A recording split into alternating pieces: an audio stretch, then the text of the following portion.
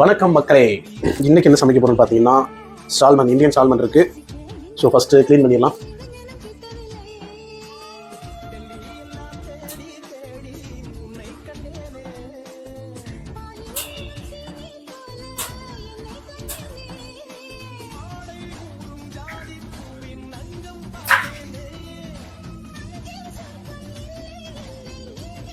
ஃபிஷ்ஷை கட் பண்ணி எடுத்தாச்சு. நெக்ஸ்ட் வந்து தண்ணி ஊற்றி கொஞ்சம் க்ளீன் பண்ணிக்கலாம்.